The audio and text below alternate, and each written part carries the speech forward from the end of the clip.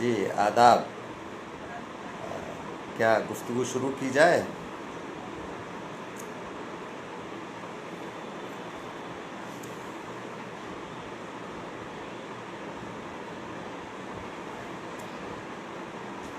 प्रेमचंद के ताल्लुक़ से आज का दिन बहुत अहम है, ये सभी जानते हैं। बहुत से लोग प्रेमचंद पर गुफ्तगू भी इस वक्त कर रहे होंगे और मुझे मेरी खुशनसीबी है कि प्रेमचंद पर बात करने का आज मुझे मौका मिला है, और वो भी उर्दू हिंदी दोनों कहानियों के हवाले से। ज़ाहिर है कि ये सभी जानते हैं कि पहली कहानी किसी ने भी लिखी हो, लेकिन प्रेमचंद हमारे हिंदुस्तान के और उर्दू हिंदी दोनों ज़बानों के एक ऐसे अदीब हैं जिन्होंने आला पाए की और कला के लिहाज से बहुत अहम कहानियाँ सबसे पहले लिखी। लिहाजा हम उनको कथा का, उर्दू हिंदी कथा का बाबा आदम भी कह सकते हैं, यानी सबसे पहले लिखने वाले। और जितना उन्होंने उर्दू में लिखा उतना ही उन्होंने हिंदी में भी लिखा। ज़ाहिर है कि उनके यहाँ ज़बान कोई मानी नहीं रखती थी। जब वो हिंदी लिखते थे तो भी उसमें उर्दू के बेशुमार अल्फाज होते थे, और जब वो उर्दू लिखते थे तो उसमें भी हमारे हिंदुस्तान के कल्चर के बेशुमार अल्फाज होते थे। वो असल हिंदुस्तानी थे।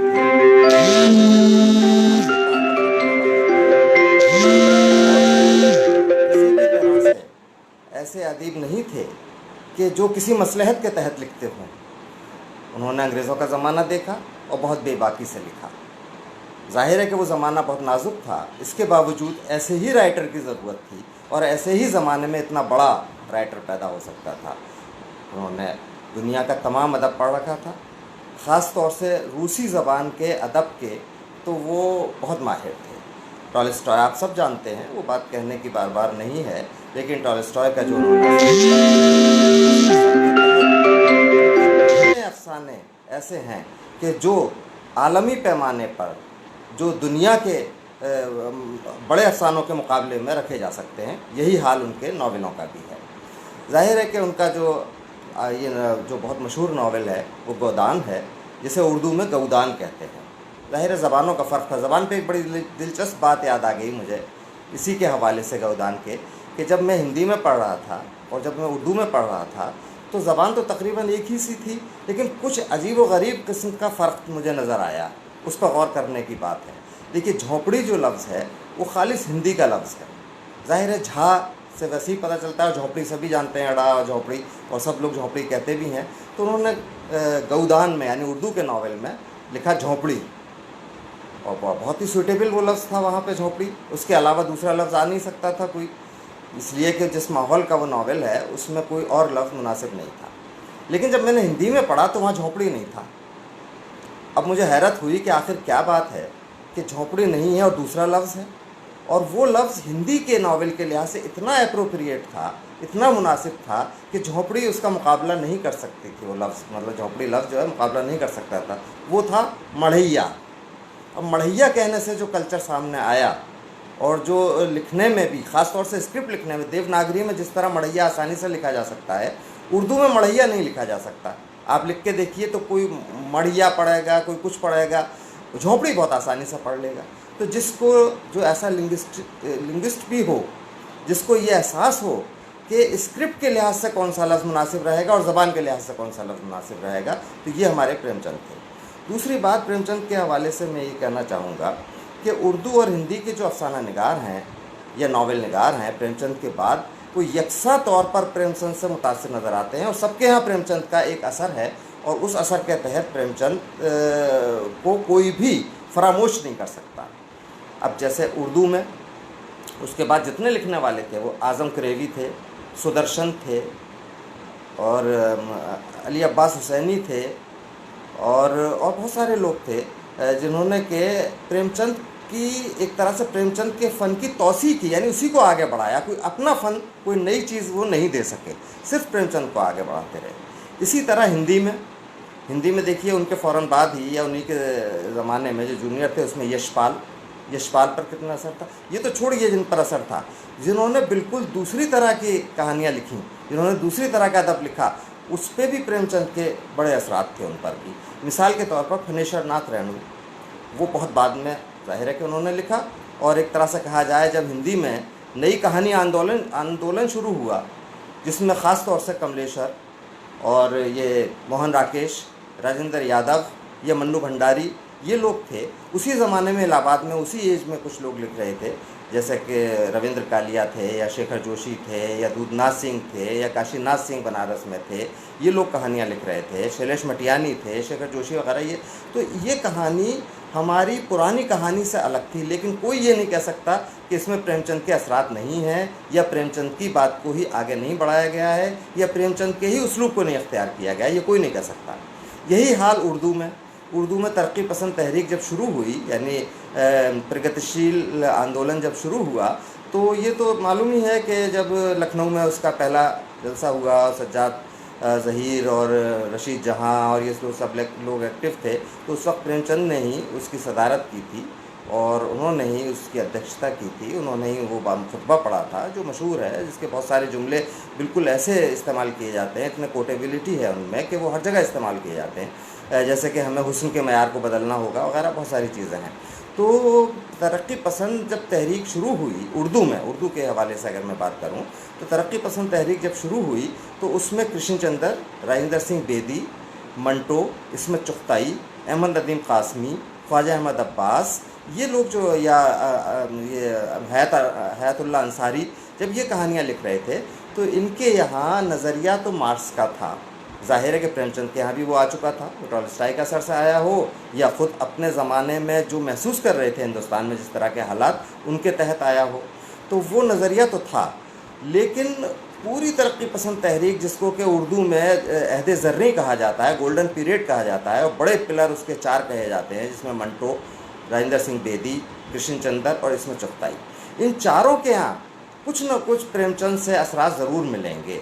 अगर प्रेमचंद की स्टडी हम इस तरह करें जिस तरह के आज का कोई क्रिटिक करेगा, और जिसने बहुत सारे ट्रेंड्स देखे हैं क्रिटिसिज्म के, वो करेगा, तो प्रेमचंद के यहाँ ऐसी फ़नकारी है जो इन सब लोगों के यहाँ फ़नकारी मिलेगी। बल्कि मैं तो कहता हूँ उसके बाद से जो कहानी शुरू हुई उर्दू में, जिसको हम जदीदियत के ज़ेर असर कहते हैं, कहानियाँ लिखी गई, जिसमें सुरेंद्र प्रकाश थे, इसमें बलराज महेंद्रा थे, जिसमें वहाँ पाकिस्तान में भी इस तरह की कहानियाँ लिखी जा रही थीं, उसमें ये डॉक्टर जो थे हमारे अनवर सज्जाद थे, ये लोग जो थे, या खालदा हुसैन थी, इनके यहाँ जो अलामत निगारी थी, जो सिंबॉलिज़म था, वो भी प्रेमचंद के यहाँ मिल जाता है। ज़रा सा बहुत अच्छी शक्ल में मिलेगा, उसमें इबहाम नहीं होगा, उसमें एब्सर्डिटी नहीं होगी, या एब्स्ट्रैक्शन इतना नहीं होगा, लेकिन प्रेमचंद के यहाँ भी है। अब मिसाल के तौर पर मैं एक, चूँकि बेतरतीब बात हो रही है और एक आज़ादाना प्रेमचंद को हम आज याद कर रहे हैं, तो उसमें मुझे एक कहानी उनकी आती है याद, जिसका नाम था रोशनी। बहुत मशहूर कहानी है, सभी लोगों ने पढ़ी है और हर एंगल से उसको देखा गया है, हमारे नाक़दीन ने परखा भी है। उसमें एक बहुत, मगर मैं 2-4 जुमलों में उसका वो बताऊँ वाक़या जो उसमें हुआ है, तो एक शख्स है जो सरकारी अफसर है, अंग्रेज़ी ज़माने का है, अंग्रेज़ों के ज़माने का, और वो देखता है, और उसका ट्रांसफ़र ऐसी जगह पर हुआ है जो पहाड़ी इलाके का कोई गाँव है। वहाँ से जब वो अपने डाक बंगले से बैठ के देखता है, तो उसे हिंदुस्तान में जो हल चला रहे हैं लोग, जो काम कर रहे हैं, जो बैलगाड़ी ले जा रहे हैं, जो मज़दूर हैं, उनको देखकर बहुत कोफ्त होती है। और वो कहता है कि किस ज़माने के, पुराने ज़माने के, बाबा आदम के ज़माने के लोग हैं और कोई तरक्की नहीं कर रहे हैं और इस तरह से हिंदुस्तान में रहते हैं, और इससे ज़ाहिर है कि हमारे यहाँ तरक्की नहीं हो सकती। उनके अंग्रेज़ी मैगज़ीन रखी है, बहुत सारा उनका जहन दूसरा बना हुआ है, और वो मुआयने पे आए हुए हैं वहाँ पे, सर्वे करने के लिए, इंस्पेक्शन करने के लिए। तो वो निकलते हैं अपने के बंगले से और जाते हैं। जब रास्ते में जाते हैं तो इत्तेफाक से एक आंधी आ जाती है, बहुत ज़बरदस्त आंधी आती है, तक बिल्कुल वो रास्ता भूल जाते हैं और उन्हें परेशानी होती है और झक्कड़ चल रहे हैं हवा के, बहुत परेशान हैं। तो वहाँ एक औरत मिलती है उनको। उस औरत को देखकर जब वो औरत आती है उनके पास, तो मुख्तसर में चूँकि सुना रहा हूँ, तो वो उसको रास्ता बताती है उनको कि आपको वहाँ जाना है, आइए। वो वहाँ उसके साथ जाते हैं और वो जगह जगह से ले जाके उसको रास्ते से, मुसीबतों से, परेशानियों से दूर करते हुए उसको पहुँचाती है। एक मंदिर है वहाँ, उस मंदिर के, बारिश हो रही है, बारिश में भीगे हुए हैं और तमाम फिसल रहे हैं पैर। तो वहाँ एक अंधा बूढ़ा जो है हिंदुस्तानी, जिस तरह के लोगों की अभी वो आलोचना कर चुके थे, उस तरह का मिलता है, वो गिर जाता है। उसको ये, वो औरत चली जाती है पीछे से उनको रास्ता बता के, उसको सहारा बनते हैं उसका। सहारा बनते हैं और उसको उठा के एक रास्ता दिखाते हैं और उसको पहुंचा देते हैं उसकी मंजिल पर। तो अब ये देखिए, वैसे तो बज़ाहिर ये क़ल्ब माहियत का, यानी दिल बदल जाने का, कायाकल्प हो जाने का एक वाक़या है, उसी के तहत नाक़िदीन ने परखा है। लेकिन आप अगर इसको देखें प्रेमचंद को, तो प्रेमचंद ने इसमें उसी तरह के सिंबल से काम लिया है जिस तरह के 1960 के करीब हमारे हिंदी में नई कहानी आंदोलन में लिया जा रहा था और उर्दू में जदीद कहानी में लिया जा रहा था। 1960 के बाद से जो दोनों जगह एक ही से तब्दीली आई थी। इसमें अब आप देखिए, गौर कीजिए, तो वो जो बुराई करना था, ये लोग पुराने ज़माने के हैं और तरक्की नहीं हो सकती, हल चला रहे हैं, बैल चला रहे हैं, वो एक तरह की फोर शेडोइंग थी। यानी फोर शेडोइंग क्या थी? आगे का एक एहसास कराना था कि ये साहब जो खुद इंस्पेक्शन करने के लिए आए हैं, इन साहब के दिल में कहीं ना कहीं हिंदुस्तानियों की मोहब्बत है, हिंदुस्तान को तरक्की याफ्ता देखना चाहते हैं, तरक्की करते हुए देखना चाहते हैं, इसीलिए क्रिटिसाइज़ कर रहे हैं। तो क्रिटिसाइज़ करना जो बुरे मानों में हमें बज़ाहिर मालूम होता है कि ये चूँकि अंग्रेज़ हैं, अंग्रेज़ी उसमें तरबियत हुई है माहौल में इनकी, इसलिए बुराई कर रहे हैं। लेकिन अब एहसास हुआ कि नहीं, ऐसा नहीं है। उनका कायाकल्प होना था, उनके अंदर वो जज्बा मौजूद था जिसमें वो चेंज चाहते थे, बदलाव चाहते थे, और हिंदुस्तान से मोहब्बत का एक उनसुर उनके यहाँ था। दूसरी बात, जब वो औरत मिलती है तो वो औरत पूरी औरत, आपको एहसास होगा कि वो जीती जागती औरत है, लेकिन उसके एक्शन से, उसके रास्ता बताने से, उसके अकेले वहाँ आ जाने से बिल्कुल साफ जाहिर हो जाता है कि ये मेटाफर है, ये एक इस्तिआरा है जिसे उर्दू में कहते हैं। तो ये एक मेटाफर है, और वो मेटाफर किसका है? उनकी अपनी ज़ात का, जो कहीं ना कहीं उनके अंदर मौजूद है। और वो ज़ात उनकी कौन सी है? जिसे उन्हें हिंदुस्तान से बेपनाह मोहब्बत है, लेकिन इजहार उसका करने से अब तक वो कासिर रहे, बल्कि उनके लाशऊर में दबी हुई थी, और कहीं उनको एहसास भी नहीं था कि ये मेरे अंदर हिंदुस्तान की मोहब्बत है। वो उस औरत ने जगा दी, यानी उनकी ज़ात निकल के उनके सामने बाहर आ गई, और वो कोई दूसरी नहीं थी बल्कि उन्हीं की ज़ात का मेटाफर था, उन्हीं की ज़ात का अक्स था, जो उनको सही रास्ता दिखाती है। सही रास्ता क्या है? हिंदुस्तान के साथ, हिंदुस्तान में रहने वाले गरीब लोगों के साथ, लाचार लोगों के साथ, या नाबीना है जो अंधा है, उस शख्स के साथ जो रवैया रखना था, वो रास्ता था सही रास्ता। इसीलिए उनका पूरा कायाकल्प हो जाता है, और वो उठा के उसको, एक अंधे को, बीमार को, बूढ़े को जो लाठी लेके चल रहा है, उसको अपनी राह पर, अपनी मंजिल पर पहुंचा देते हैं। तो इस तरह के सिंबल उनके यहाँ बहुत हैं। इससे मुझे एक वाक़या याद आया कि एक उन्होंने ड्रामा जो था, ज़माना जो रिसाला उर्दू में निकलता था, वो उन्होंने एक ड्रामा, मार्टरलिंग का ड्रामा था वो, उस ड्रामे का नाम शब-ए-तार उन्होंने रखा। वो उन्होंने छपवाया, उसमें ट्रांसलेशन किया, उसका ट्रांसलेशन किया उर्दू में, और वो छपवाया। और जब उसको पसंद नहीं किया गया तो प्रेमचंद को तकलीफ़ हुई, और प्रेमचंद ने फिर एक मजमून लिखा, एक उस पर एक उन्होंने लेख लिखा, और उसी रिसाले में छपवाया फिर वो लेख। उसमें उन्होंने उसका उन्वान दिया, उन्होंने शीर्षक उसका, कि कुछ शब-ए-तार के बारे में। अब उन्होंने समझाया, पहले तो उन्होंने शिकायत की कि मुझे अफसोस है कि हिंदुस्तान में जहाँ सिंबॉलिज़्म हमारे देवी देवताओं के यहाँ भी है, वो मेटाफर हैं, और उनकी कहानियाँ हमारे यहाँ ऐसी कही गई हैं, कुरान की कहानियाँ हैं, और बुद्धिज़्म में जातक कथाएँ हैं, जहाँ के जानवरों के हवाले से बातें की गई हैं, बहुत सारी चीज़ें हैं। वो लोग नहीं समझे इस कहानी को, उन लोगों ने पसंद नहीं किया। जबकि हिंदुस्तान में तो रूहानियत पर, मादियत के बजाय रूहानियत पर ज़्यादा जोर दिया गया है। और फिर उन्होंने समझाया कि देखिए, इसमें जो चार अंधे हैं वो ज़मीर हैं, देखिए इसमें जो वो लाइट है, रोशनी है, वो एक नूर है, जिससे कि हमारे अंदर हमारी फ़िक्र है, हमारी सोच है, और इसमें जो वो समंदर है, वो गोया कि हमारी परेशानियों को बढ़ाता है और हमारी ज़मीन को काटते हुए हमारी तरफ बढ़ रहा है। तो ये सारे के सारे जो मेटाफर थे उसमें, उन्होंने उस छोटे से मजमून में 3-4 पेज के छपवाया था, उसमें पेश किए।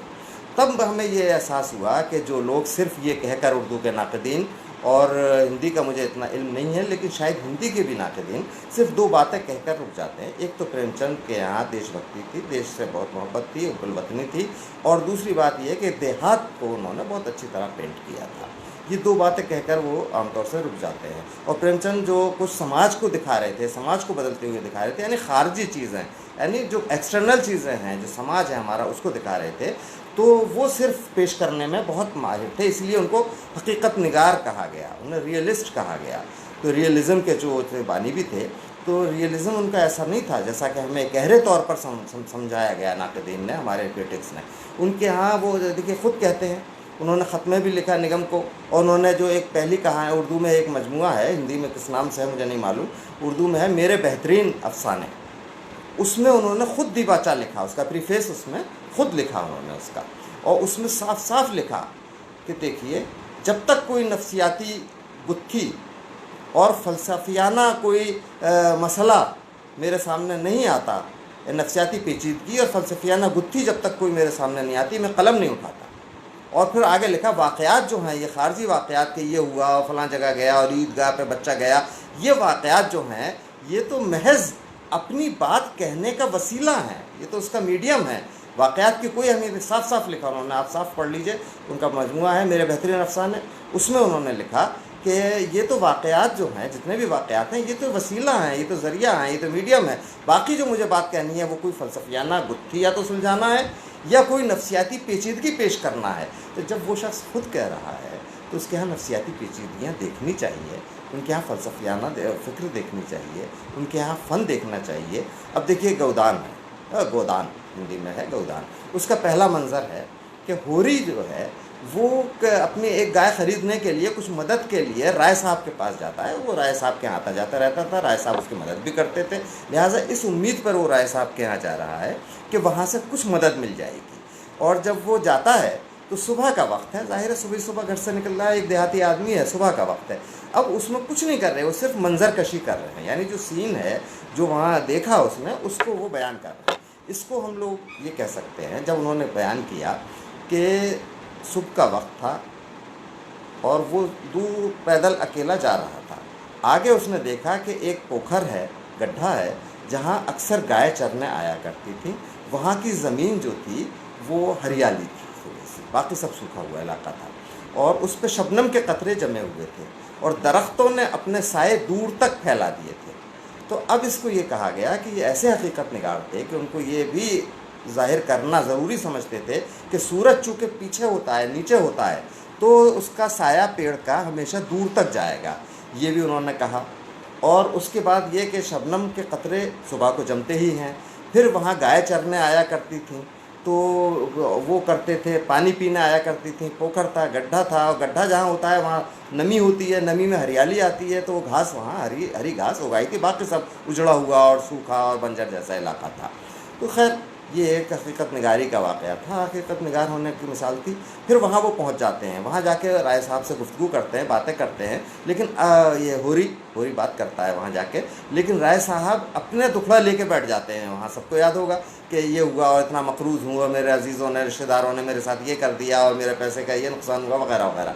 वो कोई फंक्शन कराने वाले हैं किसी मौके पर और उसमें लोग आए हुए हैं, उसमें वहाँ से मेहताबी आए हैं, मालती आई हैं और बैंक मैनेजर भी आए हैं, बहुत सारे लोग हैं, मिल मालिक भी एक हैं, वो आए हुए हैं, वो बैठे हैं।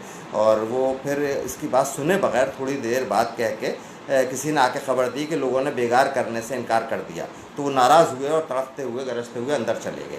ये बेचारा बैठा रहा। अब जाहिर है कि वहाँ देहात में ये कटसी तो नहीं है कि जब वो आ जाए तभी जाए, ये उठ के फिर उसने देखा कि ये तो खुद ही अपना दुखड़ा लेके बैठे हुए हैं, खुद परेशान है, तो शायद मेरी हसरत, मेरी जो ख्वाहिश है, जो गाय ख़रीदने के लिए मुझे इमदाद चाहिए थी, वो नहीं मिलेगी, लिहाजा ये वहाँ से वापस चल देगा।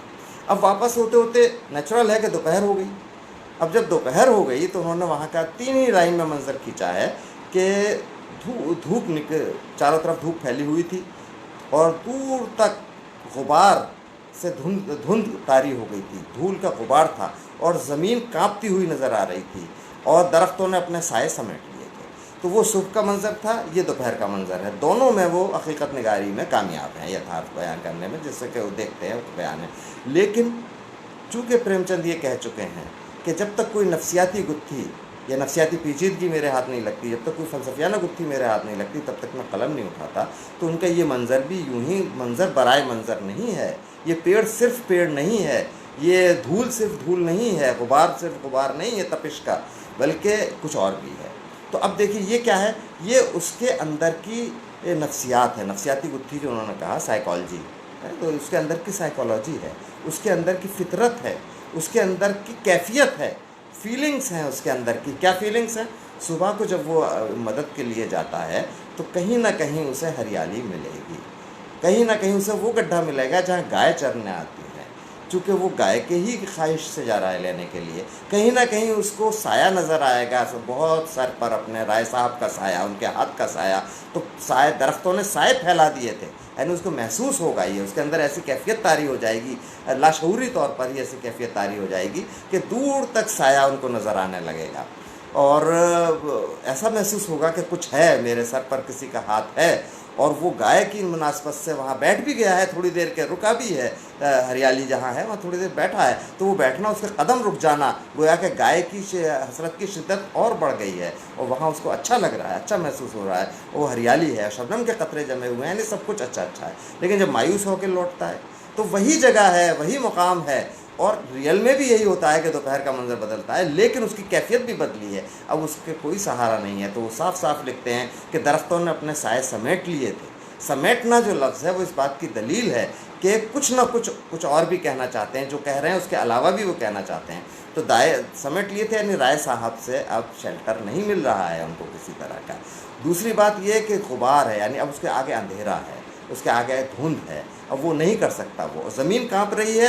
ये उसका ये एहसास है कि राय साहब जिस तरह तड़पते हुए गए हैं, और जो इसकी उम्मीद टूटी है, और जिस तरह वो बेगार करवाना चाहते हैं मज़दूरों से, वो ज़मीन कांपने की तरफ इशारा करता है। तो इस तरह के जो छोटे छोटे मंजर हैं, जो सिर्फ 3-3 लाइन के 4-4 लाइन के मंजर हैं, उनको भी अब हमारा बाहैसियत नक़ाद ये फ़र्ज़ हो जाता है कि हम उसको देखें और समझें कि प्रेमचंद ने आखिर ये सब जो लिखा है वो सिर्फ हकीकत बयानिया नहीं है, उनका सादा बयानिया नहीं है, और वो इस तरह के राइटर नहीं है, वो बहुत गहरे राइटर थे। जैसे मार्टरलिंक के नावल का, बेल्जियम का वो राइटर है, और उसके मैंने हवाला दिया ड्रामे का, उन्होंने तर्जुमा किया। तर्जुमा तो वही आदमी करेगा जो अदब पसंद करता हो वो, और जो उसको अच्छा लगा हो, जिस तरह के सिम्बल्स उसमें थे, जिस तरह के मेटाफर्स उसमें थे, जिस तरह का आर्ट उसमें था, फ़न उसमें था, जब वो अच्छा लगेगा तभी ज़ाहिर लिखेगा। प्रेमचंद ने तो खैर बहुत कमाल किया है।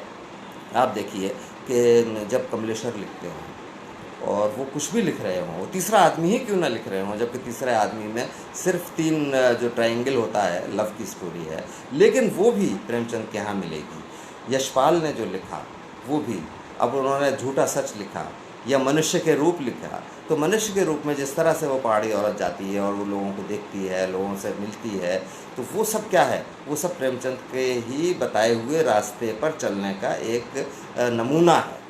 उसकी उन्हीं के रास्ते पर वो चले हैं प्रेमचंद। और उन्होंने उर्दू में तो खैर बेशुमार, उन्होंने, अब देखिए कफन जो है अफसाना, वो उर्दू में ही लिखा गया पहली बार, फिर हिंदी में भी छपा। अब उनके लिए उर्दू हिंदी का कोई अलग मसला नहीं था, वो जहाँ छप जाए और जहाँ ज़्यादा लोग पढ़ रहे हैं और जहाँ ज़्यादा कुछ अच्छा उनको फ़ायदा नज़र आए तो वो छपाते थे। ज़ाहिर है कि दोनों तरह के कारी थे, और पहले उस ज़माने में तो उर्दू हिंदी दोनों ही पढ़ लेते थे, तो जो हिंदी वाले थे वो भी उर्दू पढ़ लेते थे।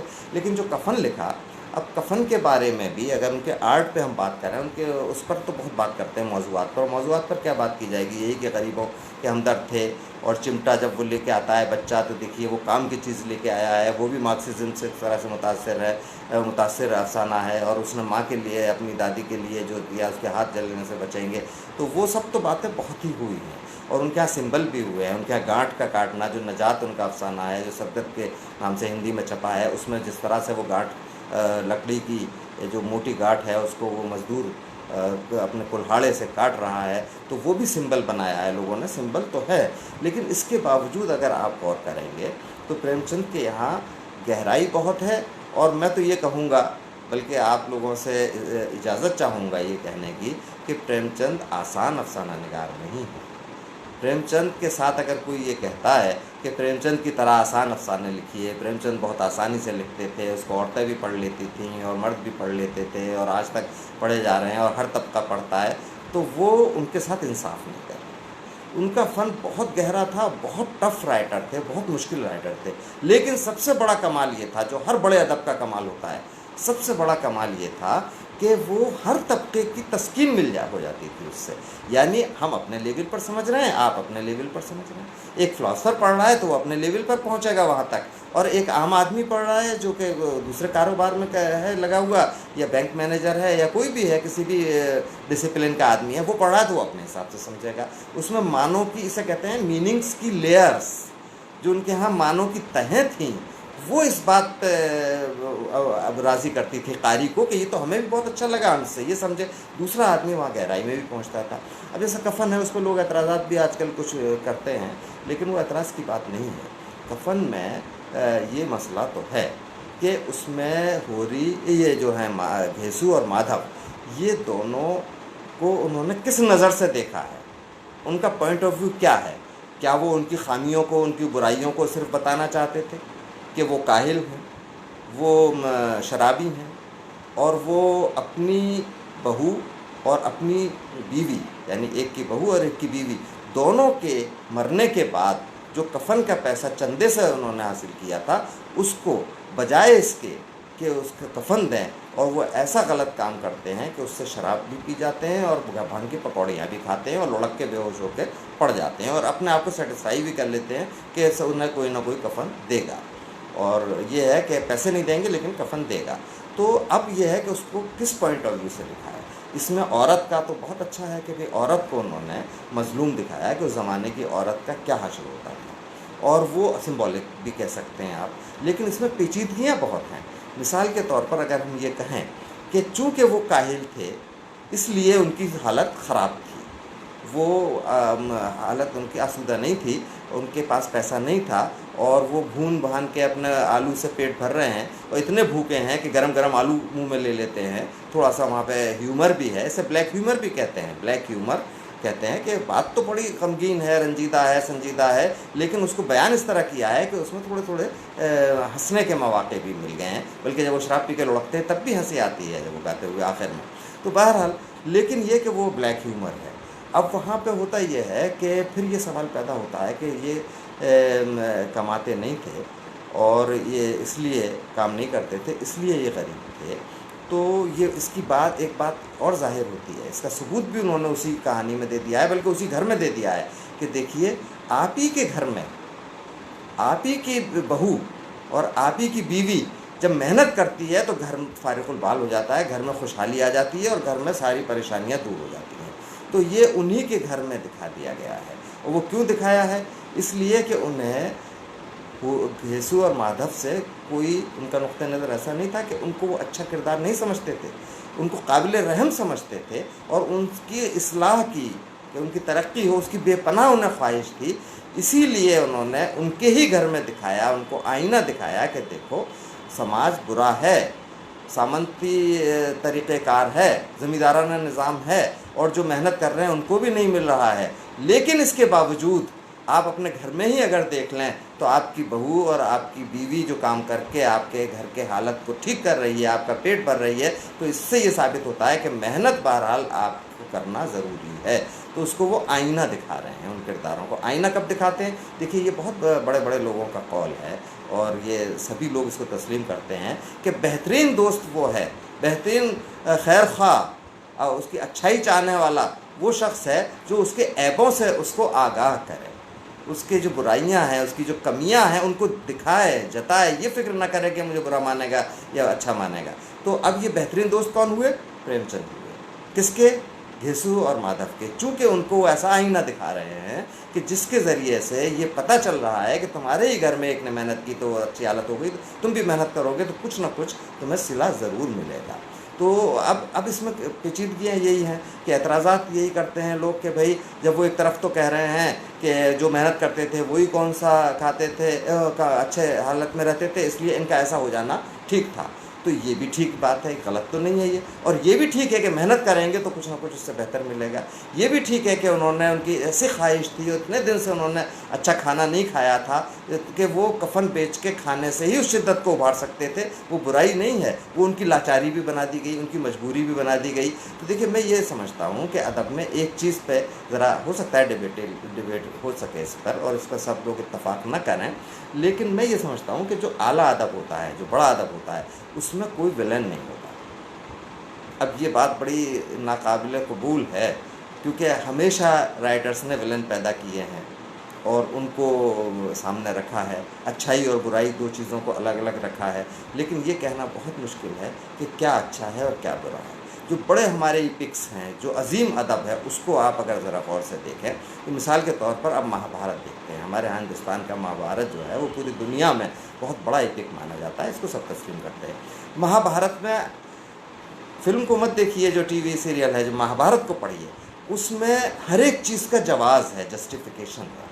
अगर वो जो अंधा जिसकी आंखें नहीं हैं उसको बादशाहत नहीं मिली तो ठीक है कि क्योंकि वो नहीं कर सकता था, राजा नहीं बन सकता था, लेकिन उसका इंतकाम लेना भी जायज़ है, चूँकि बड़ा वही था तो उसका जस्टिफिकेशन उसके लिए दे दिया गया है, इसकी औलाद को भी दे दिया गया है।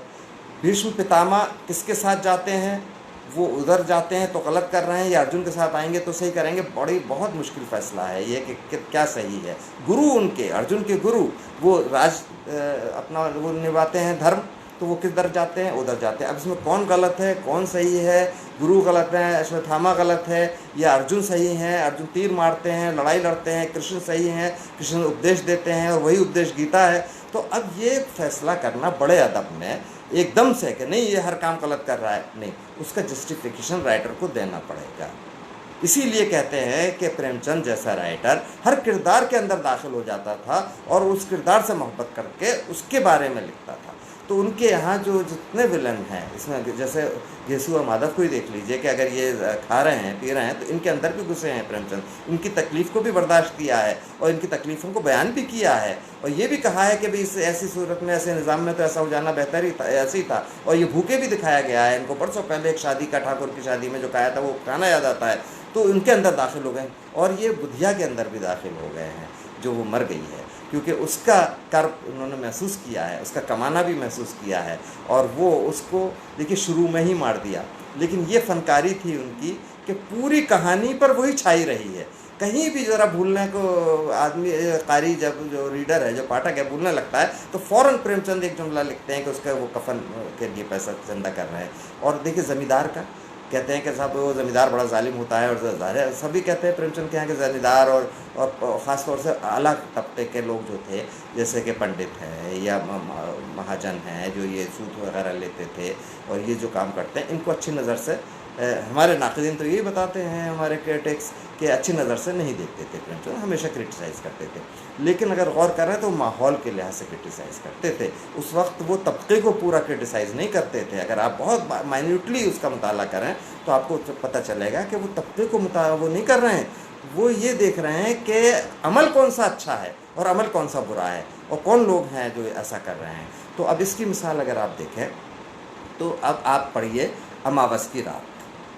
अमावस की रात में पंडित हैं, उनका शिवदत्त शायद नाम है, अब एग्जैक्टली मुझे हो सकता है इस वक्त नाम हो जाए, वो पंडित जी हैं और वो उस ज़माने में है 1857 के ज़माने में, और ज़माने में जो तबाही आई थी और राजा और बहुत सारे लोग बर्बाद हो गए थे, अंग्रेज़ों का आना हो गया था। तो उस ज़माने में उनके आबा अजदाद उस ज़माने में थे, तो उन ज़माने में वो सूद का काम किया करते थे और राजाओं को उधार, कर्ज, सूद पर पैसे, ब्याज पर पैसे दिया करते थे। तो अब जाहिर है कि अब उनकी हालत वो अच्छी नहीं रही। तो एक तो वो पंडित, तो अगर कोई ये कहे कि साहब आला तबके के तो ख़िलाफ़ ही थे प्रेमचंद, और वो हमेशा ही जो पुरोहित और वो होते थे तो उनके ख़िलाफ़ ही लिखते थे, तो उनके ख़िलाफ़ नहीं लिखते थे, वो उस तबके के ख़िलाफ़ नहीं लिखते थे, वो उस अमल के ख़िलाफ़ लिखते थे। वो हवन के नाम पर लूट रहे हैं लोग, या कुछ और कर रहे हैं, या कोई मर गया है उसके नाम पर वो कर रहे हैं, या छूछात बरत रहे हैं, छुआछात बरत रहे हैं, तो वो इस तरह की चीज़ों को पकड़ते थे सिर्फ। अब इसमें देखिए उसके साथ पूरी हमदर्दी है, इन्हें शिवदत्त के साथ पूरी हमदर्दी है, और वो परेशान है, उसकी बीवी बीमार है, वो कुछ पैसे वो दवा लेने जाता है, दवा चाहता है, और वो अपनी हुंडियाँ ढूंढ रहा है जो हज़ारों रुपए की हैं वहाँ, और वो उसके पैसा नहीं है, वो बेमानी है बिल्कुल, उसके लिए वो कागज़ के टुकड़े हैं।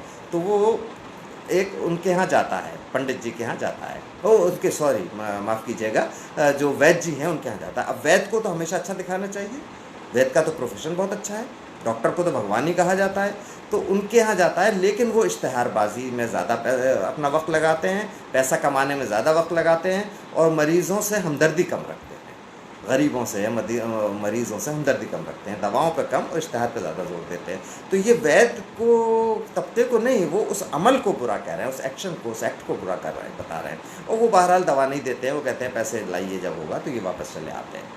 उसके बाद से रात को इनको ख्याल आया कि अब क्या किया जाए, दिवाली का दिन है, और दिवाली है देखिए, अब दिवाली में अमावस की रात होती है, अंधेरी रात होती है, दिए जलते हैं, रोशनी होती है, ये सब सिंबॉलिक है। और लक्ष्मी पूजा होती है, तो लक्ष्मी का ही पूरा अफसाना है इसमें, पैसा ही पूरा मसला है, प्रॉब्लम ही पैसा है। तो कैसा अच्छा दिन चुना उन्होंने, अंधेरी रात भी है, कुछ नज़र नहीं आता, और वो भी दिवाली है, चारों तरफ लोग दिए भी जला रहे हैं। ये इनके हाथ दिए जलाने के भी पैसे नहीं, और बीवी बहुत बीमार है। अब खैर इनको कुछ हुंडियाँ मिली, तो अब ये रिएक्ट होकर उसमें से जो कागजात हैं उनको जला रहे हैं, और गोया कि जैसे दिए जलाते हैं, एक कागज़ जलाया, दूसरा कागज़ जलाया, जो हज़ारों रुपए की थी, इस उम्मीद पर कि अब कुछ नहीं मिलेगा, ये कागज़ के टुकड़े हैं, उनको जला रहे हैं। अब उसी जलाने के बाद उनको नज़र आता है एक मंज़र कि कुछ हंडा जैसे बारात आती है, इस तरह से कुछ लोग चले आ रहे हैं इनके घर के करीब, और घर के पास आके देखा तो एक शहज़ादा है, राजकुमार है, और वो हाथी पे आया है, और वो नीचे उतरता है, और उतर के इनको बुलाता है। ये जाते हैं मिलने, इनसे कहता है कि मेरे बुज़ुर्गों ने आपसे, आपके बुज़ुर्गों से इतना कर्ज़ लिया था, और मैं उनके श्राद्ध के लिए जा रहा हूँ, और ताकि उनकी आत्मा को शांति मिले, तो मैं आपका कर्ज़ उतारना चाहता हूँ, आप वो कागजात निकाल लाइए। अब देखिए कैसा फ़नकार है कि ऐसी जगह उसने वाक़या दिया कि धक से हमारा पाठकों का दिल भी रहता है कि अरे वो कागज़ तो जल गए होंगे, ये कागज़ मांग रहे हैं। अभी वो कागज़ जला रहे थे, प्रेमचंद कागज़ जलाते हुए यूँ ही नहीं दिखाते, ज़रूर उसका कोई मकसद होगा, तो वो जल गए होंगे, लेकिन वो जलते नहीं हैं। अब प्रेमचंद ने यहाँ दूसरा काम लिया था, सिर्फ क्यूरियोसिटी और उसको इन्वॉल्व करने के फनकारी दिखाई थी कारी को, रीडर को। तो वो जाते हैं, वो मिल जाते हैं कागज़। जब वो कागज़ मिल गए तो वो देता है, वो 75,000 रुपये या जो भी उनका कर्ज था वो उसको पैसे दे देते हैं। उसके बाद वो लेके आ जाता है। जब घर लौटता है तो वो देखता है उसकी बीवी मर गई। अब ये सिचुएशन देखिए, ये आर्ट यही है कि कौन सा वाक़या में किस वाक़े के, प्लॉट इसी को कहते हैं, वाक़यात की तरतीब को प्लॉट कहते हैं। तो प्लॉट के वो बड़े माहिर थे। प्लॉट का मतलब है पहला वाक़या कौन सा रखें, उसके बाद कौन सा वाक़या लाएं, फिर हम उस वाक़े को रोक लें, फिर कब उसको दिखाना है, और उसके बाद तीसरा वाक़या कब हो, चौथा, पाँचवा, छठा, और आखिर कहाँ हो। तो ये दिखाया उन्होंने। अब देखिए श्राद्ध करना, कहते हैं ना कि पूजा पाठ ये वो सबके वो खिलाफ थे, और श्राद्ध में खर्च करना ये नहीं। अब श्राद्ध करने के लिए गया, और कौन गया, राजकुमार। राजकुमार को क्या दिखाते हैं, सामंतवादी, और वो क्या, वो इतना ईमानदार है, और मज़हब के नाम पर ईमानदार हुआ है। जो कहते हैं मज़हब के ख़िलाफ़ हैं, और उन्हें तो अब यहाँ देखिए, आप सोचिए, गौर कीजिए कि मज़हब की वजह से पैसा देने आया है वो, श्राद्ध की वजह से, क्योंकि उसको यकीन है कि उसकी रूह को, उनके बाप की रूह को शांति मिलेगी, बाप दादा की रूह को। तो वो श्राद्ध करने जा रहा है, पैसा मिल जाता है इनको। तो ये चीज़ें जो हम लिए बैठे हैं, हमारे नाकदीन, हमारे क्रिटिक, हमारे आलोचक जो लिए बैठे हैं, उसको हम कैसे सारे लोगों को तस्लीम कर लें, जबकि बयान उनका प्रेमचंद का कुछ और है, प्रेमचंद काम कुछ और कर रहे हैं। प्रेमचंद ट्रांसलेशन जिन चीज़ों को कर रहे हैं वो अलग है, प्रेमचंद जिनको पसंद कर रहे हैं, टॉलस्टॉय वगैरह को, उनका अदब अलग है। तो कैसे हम सिर्फ कहें कि उनका सादा बयान यहाँ है और सादा लिखी है, सादा, उनके यहाँ गहराई है और सबके लिए वो काबिल कबूल है। और जबकि ये बहुत शुरू की कहानी है उनकी, अमावस की रात। अब वो जाते हैं वैद्य के पास, वैद्य जी के पास। अब वैद्य जी के पास जब जाते हैं तो सारे पैसे उनके पास पटक देते हैं, कहते हैं कि ये पैसे हैं, आपकी फ़ीस है, और आप सब पैसे आप ले लीजिए, लेकिन बस एक बार मेरी बीवी ऐसी हो जाए कि वो बोल जाए और मुस्कुरा दे, यानी वो ज़िंदा हो जाए, ऐसा कर दीजिए, वो मर गई है। अब जाहिर है कि वो उनको बहुत बड़ा सटायर है, ये बहुत बड़ा तंज़ है वैद्य के प्रोफेशन पर। अब उनको भी महसूस होता है वैद्य जी को कि ये तो मैंने कुछ गलत किया है, और वो दिल से इसको कबूल कर लेते हैं, और उनका कायाकल्प हो जाता है। और वो फिर बाद में ये लिखा है कि वो चीज़ जो है वो ये करते रहे कि फिर उन्होंने अपने रवैये को बदल दिया। फिर वो इश्तिहारात पर इतना ज़ोर नहीं देने लगे, और वो ठीक से, जैसे कि एक वैद्य को एक डॉक्टर को काम करना चाहिए, उस तरह का करने लगे, और ये मायूस होकर वापस आ जाते हैं। तो इसमें वो जो हम लोगों ने बना रखा है पहले से एक फार्मूला कि साहब ये अगर कोई आला ज़ात का है, पूजा पाठ वाला है, कोई मजहबी है, कोई पंडित है, कोई साहूकार है, यानी एक साहूकार को भी उसको दो उस पर तो वो हुए, एक तो वो ज़ात उसकी जिसके लिए कहा जाता है कि प्रेमचंद उससे खफा रहते थे या उनकी चीज़ों को, बुराइयों को ही दिखाते थे सिर्फ। दूसरा वो प्रोफेशन, सूद लेने वाला प्रोफेशन का आदमी है वो, और कोई काम नहीं है उसका सिर्फ सूद देना काम है। तो वो महाजन है, सूदखोर है जैसा कहना चाहिए, उसको, उसके किरदार को दिखाया है, इसके साथ कितनी हमदर्दी। तो कहने का मतलब ये है। अच्छा, दूसरी बात इसमें फ़िलासफ़िकल जो बात है, जिसको के लोग ये कहते हैं कि उनके यहाँ, उन्होंने ख़ुद लिखा है कि कोई फ़लसफ़ियाना गुत्थी, यानी कोई फ़िलासफ़िकल कोई गुत्थी मेरे हाथ नहीं लगती तब तक मैं अफसाना नहीं लिखता, कलम नहीं उठाता। तो अब देखिए इसमें मनी है, what is money, it's self money की कोई वैल्यू है? बहुत वैल्यू कहते हैं मनी की है, मनी होती तो वो जान बच जाती, लेकिन मनी तो है फिर उसके पास, फिर जान नहीं बच रही है। तो वक्त की अहमियत है, मनी जो है वो कुछ नहीं है। वक्त पर कोई भी चीज़, एक ज़र्रा भी वक्त पर अगर आपके काम का है तो वो करोड़ों अरबों रुपए से ज़्यादा है। और मनी अगर वक्त पर नहीं है तो वो करोड़ों अरबों रुपया भी आपके लिए मिट्टी है, कागज़ है। तो अब वो मनी है तो आप आ गई, लेकिन मनी की क्या अहमियत रही? यानी money it's self zero. Money अपने आप में कुछ नहीं है, मनी सिर्फ मीडियम है, सिर्फ ज़रिया है। तो मनी को किस तरह से उन्होंने फ़िलासफ़िकली अंदाज में ये दिखाया कि मनी अपने आप में कुछ नहीं है, बल्कि मनी सिर्फ और महज एक ज़रिया है हर चीज़ के हासिल करने का, और बग़ैर उसके भी हो जाती है। इज़्ज़त है, ज़रूरी नहीं मनी से हासिल हो भी सकती है। तो और हाँ, कहने का मतलब ये था कि वो हर किरदार के अंदर दाखिल जब तक आप नहीं होंगे तो आप अपने किरदारों के साथ इंसाफ नहीं कर पाएंगे। बड़े बड़े उसमें भी देखिए, रावण जो था रामायण में, उससे रामचंद्र जी कहते हैं आखिर में कि देखो बड़ा ज्ञानी है, बड़ा विद्वान है ये। लक्ष्मण से कहते हैं कि जाओ तुम इससे कुछ ज्ञान ले लो, इस वक्त ये मर रहा है, फिर ऐसा ज्ञानी दुनिया में नहीं मिलेगा। तो उसका ज्ञान अपनी जगह, फिर उसका भी जवाज़ कि उसकी बहन के चूँकि ये ऐसा हो गया था, उसको भी बदला लेना था, फिर इनका भी जवाज़ कि इनका भी सही अमल था। तो सबका अपना अपना जस्टिफिकेशन है उसमें। और जब वो लक्ष्मण जाते हैं और उनके कान में जाके उससे पूछते हैं कि मुझे कुछ ज्ञान दो, मुझे बताओ, तो मर रहे हैं, तो कुछ नहीं कहता, वो बताता ही नहीं है। अब लगता है क्यों नहीं बता रहा है ये, तो जब यानी बुरा आदमी है। जब वो रामचंद्र जी के पास आते हैं और लक्ष्मण कहते हैं कि साहब वो तो बड़े मगरूर है वो, और उसने कुछ नहीं बताया। बोले तुम कहाँ गए थे? बोले मैंने उसके सराहने जाके और उसके कान में पूछा था। बोले तुम शिष्य की हैसियत से गए थे ना, तुम कुछ सीखने गए थे ना, कुछ हासिल करने गए थे ना ज्ञान, तो तुम्हें चरणों की तरफ खड़ा होना चाहिए था। अगर तुम चरणों की तरफ खड़े होते तभी वो कुछ बताता। तो अब हर किरदार के अंदर जो है बड़े राइटर्स के यहाँ, एपिक्स के यहाँ जो है हर किरदार को परखते हैं, उसकी बुराइयाँ भी, जितनी बुराइयाँ हैं वो भी, और जो उसके जो बुराइयाँ होने की वजह हैं, तो वजह की तलाश भी होती है उनको कि वजह क्या है इसकी वजह क्या है, इसकी वजह क्या है, ये क्यों ऐसा हुआ, कोई डाकू बना तो क्यों बना, और उसका जस्टिफिकेशन उनको ढूंढना होता है। और हर किरदार के अंदर दाखिल होकर उसका महसूस करना, उसका करना, ये प्रेमचंद का बड़ा फ़न था। और फ़नकार तो थे ही। अब जाहिर है कि हमारे यहाँ अगर मोहन राकेश, चूँकि शहरी ज़िंदगी पर भी उन्होंने बहुत लिखा है और ड्रामे भी उनके हैं, उन्होंने आषाढ़ का एक दिन और आधे अधूरे तो बिल्कुल शहर की ज़िंदगी पर, और तीसरे आदमी का जो मसला था नई कहानी का वही है, या लहरों के राजहंस। लेकिन प्रेमचंद के बग़ैर, यानी जब पहली बुनियाद न रखी जाती, किसी पहली ईंट किसी इमारत की न रखी जाती, तो इतनी आलीशान इमारतें जो हमारे यहाँ बाद में बनी, जो मोहन राकेश ने बनाई। अब देखिए उसके अंधेरे बंद कमरे जो नावल लिखा, उसमें जिस तरह की जुज़ियात है, जिस तरह की नफ्सियात को पेश किया गया है, वो सारी प्रेमचंद के यहाँ मिल जाएगी। अब ज़ाहिर है इसे एक गुफ्तगू में प्रेमचंद की सारी खूबियों को और सारी नफ्सियात को हवाला देकर ज़बानी, वो इस वक्त ज़रा मुश्किल है, और वक्त भी शायद अब 45 मिनट हो गए हैं, तो ये मुश्किल है। लेकिन बहरहाल उन प्रेमचंद से ये तो कहा जा सकता है कि प्रेमचंद को हमें दोबारा से पढ़ना चाहिए। और सबसे दरख्वास्त की जा सकती है आपके प्लेटफॉर्म से कि जो हमारे आलोचक हैं उनको ज़रा प्रेमचंद को गहराई से देखना चाहिए, और जो अब तक बातें कही गई हैं वो सब सच है, उसके अलावा आप कुछ देखना चाहिए। मेरा ज़ाती ख्याल ये है कि प्रेमचंद के साथ जो इंसाफ होना चाहिए था, ख़ास तौर से आर्ट के मामले में, वो नहीं हुआ। बल्कि ज़्यादातर आलोचक ये कहते रहे कि अरे भाई ये क्या है, निर्मल वर्मा, उन्होंने परिंदे लिखा, परिंदे में जिस तरह का किरदार है और परिंदे के जिस तरह से जुजियात है और जिस तरह से उसके सिंबल्स बन रहे हैं, तो क्या वो गौदान का वो समंज़र से नहीं मिलता है? लेकिन कहा कलावादी है, तो ये बहुत आसान था ये कह देना कि ये कलावादी है। कला कोई ख़राब चीज़ नहीं है। कला की ज़्यादती, कला का कहीं पे तनासुब बिगड़ जाना, बैलेंस बिगड़ जाना, वो ख़राब बनाता है। वो तो राइटर के ऊपर है, कला इट्सेल्फ कोई ख़राब नहीं है। तो कलावादी कह देना, उन्हें कलावादी की हैसियत से अगर आप प्रेमचंद को देखेंगे तो इनसे भी बड़े कला उनके यहाँ मिलेगी, इनसे भी बड़ा आर्ट उनके यहाँ मिलेगा। उन्होंने शहर की ज़िंदगी पर भी कमाल है।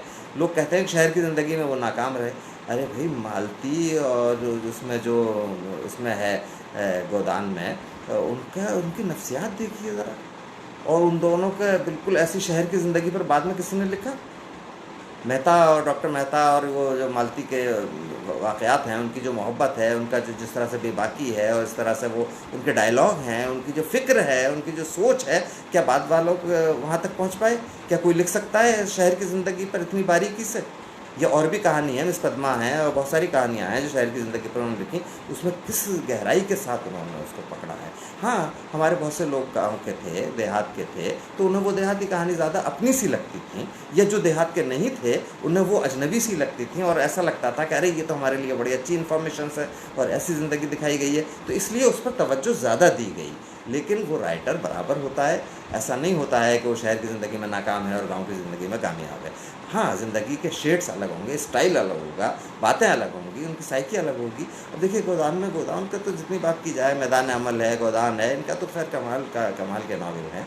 तो अब वो जो जब उनके यहाँ राय साहब के यहाँ पहले ही सीन में जब होरी वापस आ जाता है तो वो लोग शिकार पर निकलते हैं, ये सब लोगों को वो वाक़या है। और वो शिकार क्या है, उसमें शिकार में जो हुआ है, यानी वो कुछ लोग तो कर्ज़ की बात कर रहे हैं, बैंक मैनेजर से बात करते हैं, मिल मालिक चाहता है मुझे कर्ज़ मिल जाए, राय साहब चाहते हैं मुझे मिल जाए, कुछ मिल मालिक अपनी मिल के बारे में बात करता है, एक साहब जो है वो अपना निकल जाते हैं कहीं और वो शिकार करते करते कहीं पे पहुंच जाते हैं और वहाँ पे एक हिरन मारते हैं और अपने कंधे पे पहलवान है वो, कंधे पर लेकर हिरन को और वो नाला पार करते हैं, फिर वहाँ पकवाते हैं, खाते हैं, ये करते हैं। और ये जो मालती और ये एक तरफ अलग निकल जाते हैं, दोनों सब लोगों से अलग जुदा होकर और अकेले जाके वहाँ बैठते हैं, वहाँ कुछ पकवाते हैं, उसके यहाँ किसी गांव के आदमी को खाते थे। अब ये क्या फोर शेडोइंग नहीं है? अब देखिए मिस मालती का और उन दोनों का इश्क होना था, दोनों को अलग इसीलिए भटकाया। बैंक का मसला था, मिलों का मसला आना था, पहलवान साहब जो थे जो हिरन को कंधे पर रखकर और पार कर लेते हैं, उनको कुश्तियाँ लड़वानी थी पूरे नावल में। तो आखिर में नावल में जो होना था वो एक ही सीन में, छोटे से सीन में उन्होंने जो होना था उसके इशारे किए थे, उसके क्लू दिए थे, उसकी फ़ज़ा बनाई थी, उसके लिए ज़मीन हमवार की थी उस पूरी कहानी के लिए। तो वो पूरा एक जो उसका शिकार का मंज़र है, वो पूरा मंज़र फैल जाता है पूरे नावल पर। और आखिर में वही जो उनकी आदतें दिखा दी, जो उनकी खसलतें दिखा दी, जो उनके यहाँ जो डायलॉग में बातें आ गईं, वही पूरे नावल में होना है। उन्हीं को आगे बढ़ना है, उन्हीं की शाखें निकलना है, वही दरख्त बनना है, वही उसी से फूल पत्ते निकलने हैं उनसे। तो इतना बड़ा आर्टिस्ट, और उसके साथ में फिर ये आज के दिन 31 जुलाई को मैं यही कहना चाहूँगा कि प्रेमचंद के साथ ज़रा सा इंसाफ करना चाहिए, आलोचकों को इंसाफ करना चाहिए और उन पर दोबारा से बैठकर इस नज़र से कि उनके यहाँ मेटाफर भी हैं, उनके यहाँ सिंबल भी है, एब्सर्डिटी भी है और एब्स्ट्रैक्शन भी है, लेकिन फनकारी के साथ है तो हमारे लिए वो आसान हो जाता है और हमारे लिए काबिल कबूल भी हो जाता है। और हम हिंदी वाले हों या उर्दू वाले हों, उर्दू में भी यही हुआ, चाहे सुन प्रकाश हैं, प्रहलाद मेहरा हैं, उन्होंने सिंबॉलिक कहानियाँ लिखी। खुद बेदी के यहाँ जिस तरह की नफ्सियात है, कहा जाता है बेदी नफ्सियात का बादशाह है, तो वही नफ्सियात को प्रेमचंद अपने बयान में भी कह रहे हैं। और ज़ाहिर है शुरू के अदब में, बाद के अदब में थोड़ा फ़र्क होता है ना, हर चीज़ एक सी नहीं होती। भाई पहले घड़ी जो बनती थी तो बहुत बड़े बड़े घंटे बनते थे और हर आदमी समझ जाता था कि ये गरारी घूम रही है और वो चूल चल रही है। फिर बारीक घड़ियाँ बनने लगीं, तो जैसे जैसे तरक्की की तो छोटी छोटी घड़ियाँ बनने लगीं, उसमें मुश्किल हो गया समझना। फिर अब कंप्यूटर में और कैलकुलेटर में, इसमें मोबाइल में घड़ी जो आ गई उसको तो हम खोल के समझ भी नहीं पाएंगे क्या है। तो ये तो सही है कि जब वही आर्ट आगे बढ़ता है तो थोड़ी पेचीदगी उसमें आती जाती है, वो फितरी पेचीदगी होती है। जो ज़बरदस्ती पेचीदगी लाना चाहते हैं वो काबिल कबूल नहीं होता। उसको तो आप फैशन में अगर लाएँ और तजर्बा सिर्फ बराए तजर्बा किया है, एक्सपेरिमेंट फॉर एक्सपेरिमेंट किया है, तो वो कामयाबी नहीं होता। उस ज़माने में आप लाख उसकी तारीफ़ कर लीजिए, वो अपने आप ख़त्म हो जाएगा, चीज़ें वही बचेंगी। आज फिर इसमें चुगताई याद आती हैं, आज फिर राजेंद्र सिंह बेदी ही याद आते हैं, उनकी लाजवंती ही याद आती है, अपने दुख मुझे दे दो याद आता है, यूकेलिप्टस याद आता है, किस तरह से उन्होंने अफसानों की गहराई में उतरते चले गए। मंटो याद आता है, मंटो ने प्रेमचंद से भी प्लॉट की तश्कील में सबसे बड़ी मदद की है। मंटो ने, उसने और कुछ नहीं लिया, बयान में वगैरह में कुछ नहीं लिया, लेकिन प्लॉट किस तरह बनाना है, पहला वाक़या कब हो, उसके बाद कौन सा वाक़या है, पहला वाक़या ऐसा हो कि जिससे बहुत सारे वाक़यात के फूटने की गुंजाइश हो, दूसरा वाक़या ऐसा हो जिसमें क्यूरियोसिटी और बढ़ जाए, तीसरा वाक़या भी उससे मुंसलिक हो और एक वाक़या दूसरे वाक़ये का नतीजा हो, पिछला वाक़या का नतीजा अगला वाक़या हो। इस तरह मंटो का पूरा अफसाना पड़ जाए, ये कहीं आप नहीं रुकेंगे, वो प्रेमचंद से ही सीखा है। लाख आप कहिए कि ओ हेनरी से सीखा है, मोपासा से सीखा है, ठीक है, सबसे सीखा है, लेकिन हमारे यहाँ बुनियाद पड़ चुकी थी प्रेमचंद की और प्रेमचंद ने ये सब किया था। तो मंटो का भी यही हाल है। और मंटो आज ये प्रेमचंद का देखिए, प्रेमचंद ने ज़बान के सिलसिले में कहते हैं देहाती ज़बान लिखी। अब सबको मालूम है कि लम्ही लम्ही जो है वो बनारस है अब तो, लेकिन बनारस के पास एक गांव था उस वक्त, और गोरखपुर रहे वो। गोरखपुर में वो ईदगाह भी है, गोरखपुर में वो मैंने देखी है जाके ईदगाह, जैसे ईदगाह पे वो उन्होंने ईदगाह कहानी लिखी है। और वहाँ बहुत दिन रहे वो, चूँकि इंस्पेक्टर ऑफ स्कूल्स थे, और वहाँ उनका ट्रांसफ़र हुआ था, नॉर्वे स्कूल वगैरह वहाँ रहते। तो अब वो जगह जो है वहाँ क्या बोली जाती है, बनारस में भी भोजपुरी बोली जाती है, और गोरखपुर में भी भोजपुरी बोली जाती है। भोजपुरी की कई किस्में हैं, यहाँ से बिहार तक भोजपुरी है, अलग अलग है, दोनों की फ़र्क है। लेकिन उनके गांव की ज़िंदगी में गांव की ज़बान जो उन्होंने लिखी है नॉवेलों में और अफसानों में, कहीं भोजपुरी नहीं है उसमें। तो ये कहना कि साहब वो ऐसे हकीकत निगार थे कि पूरे का पूरा वो, अगर वो लिख देते तो किसी की समझ में नहीं आती वो कहानी, क्योंकि हर आदमी भोजपुर का तो है नहीं, वहाँ का उस इलाके का है नहीं। तो उन्होंने ज़बान को भी क्रिएट किया है। अब देखिए इसमें कहीं कहीं आए ज़रूर हैं ठुमरी, वो एक आदमी जो मिसरा आ गया, कफन में आ गया, लेकिन ज़बान में कफन को कफन कर दिया, ज़मीन को ज़मीन कर दिया, ज़मींदार को ज़मींदार कर दिया। तो फ़िक्र क्यों कर रहे हैं, तो फ़िक्र है लफ्ज़ फ़ारसी का, उससे फ़िक्र कर दिया। तो उन्होंने ज़बान को क्रिएट किया है देहाती, बिल्कुल लगता है कि देहाती ज़बान है, कोई कह ही नहीं सकता कि देहाती ज़बान नहीं है, लगता है यही बोल सकता है ओरी, और यही बोल सकता है घेसू, और यही बोल सकता है माधव। लेकिन वो नहीं बोल रहे हैं जो वहाँ के इलाके में सचमुच लोग बोल रहे हैं। अगर रिकॉर्ड करके देख लीजिए आप, वो ज़बान नहीं समझ में आएगी। तो अब ऐसा बड़ा राइटर जो ये जानता है, उसको शऊर है कि हमें कौन सी ज़बान किरदारों से बुलवानी है और कितना हमें उसमें देहाती टच देना है, वो एक आध क्लू वर्ड लाते हैं, उस क्लू वर्ड से पूरा मंजर साफ़ हो जाता है और पूरा उससे एहसास हो जाता है कि कहाँ बैठे हैं हम। और नरेटर की ज़बान भी, जो उनका बयान या है, जो उनका लेखक बोल रहा है, जहाँ किरदार नहीं बोल रहे, यानी डायलॉग नहीं है जहाँ, वहाँ भी ज़बान वो देहात से मुनासबत रखती है, लेकिन देहाती नहीं है। वो लगेगा आपको कि ये देहात का मंजर खींच रहे हैं, जैसे उन्होंने कहा। अगर वो कहेंगे कि वो घेसू और माधव कहीं बैठे थे, तो ये नहीं कहेंगे पलंग पर बैठे थे, वो कहेंगे खाट पर बैठे थे। ये नहीं कहेंगे पलंग पर तशरीफ़ फरमा थे, जबकि वो तो लेखक की ज़बान है, लेखक लिख रहा है, उर्दू में लिख रहा है, तो ऐसा नहीं। तो उन्होंने दोनों ज़बानों में कितना फ़र्क किया कि वो बयान की ज़बान, यानी बयानिया जिसे कहते हैं, नरेशन जिसे कहते हैं, वो भी देहात का अगर मंजर है, या शहर का मंजर है, या बादशाहों का मंजर है, या राजपूतों का मंजर है, तो उसकी ज़बान भी अलग है और मुकालमे की ज़बान भी अलग है, और दोनों ओरिजिनल नहीं है, रियल नहीं है। ये बिल्कुल उस तरह है जैसे फ़ोटोग्राफी और आर्ट में फ़र्क होता है। फ़ोटोग्राफी क्या है, एक आर्टिस्ट ने सामने का मंजर देखा और फ़ोटो खींच लिया, तो जो चीज़ है वैसी हूबहू आ जाएगी, एंगल आप बदल सकते हैं बस ज़रा सा। लेकिन आर्टिस्ट अगर है तो उसमें बहुत तब्दीली करेगा वो, उसमें कहीं हरे रंग की जगह हो सकता है कि वो धानी रंग कर दे, कहीं उसमें ऊंचा अगर दरख्त है तो उसको थोड़ा नीचा दिखाना पड़े उसे, अगर किसी के पाँव बड़े हैं तो हो सकता है छोटे दिखाने पड़े, पायल पहने हुए है सचमुच फ़ोटो में अगर, तो वो पायल हटानी पड़े। तो आर्ट जो है वो नकल नहीं है पूरी की पूरी, वो एक नकल का एक हकीकत, और न पूरी हकीकत है, वो एक हकीकत का इल्तिबास है, एक इल्यूजन है, ऐसा लगे हमें कि ये सच है, ये हकीकत है। तो प्रेमचंद अच्छी तरह जानते थे कि फ़िक्शन का मतलब झूठ तो है, गढ़ी हुई चीज़ तो है, लेकिन ऐसा झूठ जो 100%, 100% वो सच लगे। ये उनका कमाल था कि बयान कर रहे हैं कहानी, समाज में है ज़रूर, लेकिन वो समाज की हूबहू अक्कासी नहीं कर सकते, और न करता है कोई भी। वो आर्ट की तरह होता है, आर्टिस्ट की तरह होता है, उसमें तब्दीली करता है। फोटोग्राफर नहीं होता, वो आर्टिस्ट होता है। तो वो 100% जो 100% जो है उसमें वो अक्कासी नहीं कर सकते, वो उसमें तरमीम भी कर रहे हैं। तो वो ऐसा, यानी एक हकीकत जो है, हकीकत पूरी की पूरी नहीं कहीं पे नकल की जा सकती, बल्कि हकीकत का इल्तिबास होता है, उर्दू में कहते हैं, हकीकत का धोखा होता है, हकीकत का इल्यूजन होता है। तो फिक्शन दरअसल वो चीज़ है जो गढ़ा हुआ होता है लेकिन सच मालूम हो, ऐसा झूठ जो बिल्कुल सच मालूम हो और हकीकत में वही सच हो। इसीलिए कहा है, प्रेमचंद ने भी ये कोट किया है अपने एक किताब में, उन्होंने कहा है कि तारीख़ में सिर्फ नाम और मुकाम और डेट्स सही होती हैं, बाकी कुछ सही नहीं होता। जबकि अदब में सिर्फ डेट्स, नाम और मुकाम गलत होते हैं, बाकी जो होता है वो सच होता है। कहने का मतलब यही था कि वो बेबाक होकर लिखता है, तारीखें लिखाई जाती हैं, वक़ाए निगार होते हैं, बादशाह लिखाते हैं, या कोई आइडियोलॉजी लिखाती है, लेकिन या हुकूमतें लिखवाती हैं, उनके डर से लिखी जाती हैं, वो गलत हो सकती हैं, वो सच नहीं हो सकती, सिर्फ नाम और तारीखें सही होंगी, लेकिन लिटरेचर में वो बेबाक होता है, वो अंदर की बात लिखता है, वो जो सच है वही लिखता है। तुलसीदास ने जो देखा वही लिखा, सूरदास ने जो महसूस किया वही लिखा, मीरा जिस तरह से इश्क में मुब्तला हुई कृष्ण के, उन्होंने वही फीलिंग लिखी। उन्होंने बादशाह के, अकबर बादशाह की फ़िक्र नहीं की कि उस ज़माने में क्या है। तो इससे तारीख़ खुद लिखा है कि तारीख़ सच होती है।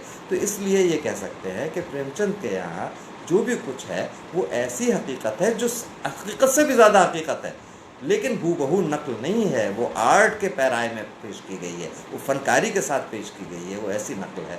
तो प्रेमचंद से यकीनन आज हम इस पर अपनी बात ख़त्म करेंगे, चूँकि 12 बजने वाले हैं और यही कहा गया है, 1 बजने वाला है, पूरा 1 घंटा हो गया। यही कहा गया है कि अपनी बात 45 मिनट 50 मिनट में ख़त्म कर लीजिए, और कि प्रेमचंद को हमें तस्लीम करना है कि वो बहुत बड़ा फ़नकार है। प्रेमचंद को हमें पढ़ना है, नई नस्ल को किसी न किसी तरह से पढ़ाना है, और क्रिटिक्स को, हमारे नाक़दीन को, हमारे आलोचकों को ज़रा गहरी नज़र से उनको देखना है, फिर पुराना सब कुछ मिटा देना है। इस पर एक लतीफ़े में, पुराना भुलाना बहुत मुश्किल होता है, तो इस पर एक लतीफ़े पे मैं अपनी बात ख़त्म करता हूँ कि एक म्यूज़िक के बहुत बड़े उस्ताद थे, उनके पास एक शख्स पहुंचा, उससे ज़रा जल्दी थी सीखने की। उनके आश्रम में कहा कि साहब मैं संगीत सीखना चाहता हूं। उनका बिल्कुल ज़रूर आइए, आप रहिए मेरे आश्रम में यहाँ। बोले कितने दिन लगेंगे साहब? कि साहब आपको 1 साल लगेगा इस सीखने में। अब वो बड़ा परेशान हुआ कि 1 साल तो बहुत है और कैसे मैं रहूँगा, उसको तो जल्दी थी। तो उनसे कहा गुरुजी से कि गुरुजी मैं थोड़ा बहुत जानता भी हूँ, मैंने सीखा भी है ज़रा सा, तो हो सकता है मुझे कुछ कम वक्त लगे। बोले अच्छा आप जानते हैं, कुछ सीखा है आपने? बोले हाँ। बोले अच्छा क्या सीखा है, कहाँ क्या? तो उन्होंने कुछ बताया। बोले ऐसा है कि आपको अब 2 साल लगेंगे। तो वो एकदम चौंक गया कि 2 साल लगेंगे, वो क्यों, मैं तो जानता हूँ। बोले इसीलिए 2 साल लगेंगे कि 1 साल तो आपको भुलाने में लगेगा जो कुछ आप जानते हैं, फिर मैं सिखाऊंगा तो वो 1 साल में आप सीख पाएंगे। तो अब नाक़दीन को भी हमारे जो उनके जहन में बैठ गया है, बाइस्ड हो गए हैं, जो उनका जहन कंडीशन हो गया है, उसको छोड़कर प्रेमचंद को नई नज़र से देखना है, बड़े फ़नकार की हैसियत से देखना है। वो दुनिया के बड़े लोगों में उसका शुमार होता है, और काफ्का और कामू और वर्जीना वुल्फ और जेम्स जॉइस के यहाँ तो हम आर्ट वार्ट ढूंढते रहते हैं, लेकिन ज़रा प्रेमचंद के यहाँ भी देखिए इस तरह का। उससे बड़ा आर्ट इसलिए है कि वो एक लेवल के लोगों को आसान लगता है, वो अपना लगता है, और दूसरे लेवल के लोगों को उसमें कुछ और मिलता है, तीसरे लेवल के लोगों को कुछ और मिलता है। तो ये बड़ी फ़नकारी है। अदब वही होता है बड़ा अदब जो ज़्यादातर लोगों के लिए काबिल कबूल हो, लेकिन मानी और मफ़हूम के लिहाज से मुख्तलिफ अपनी इमेज बनाए और मुख्तलिफ अपनी हैसियत कायम करे। बहुत बहुत शुक्रिया, और इसी के साथ बस आपसे रुख़्सत ली जाती है। खुदा हाफ़िज़।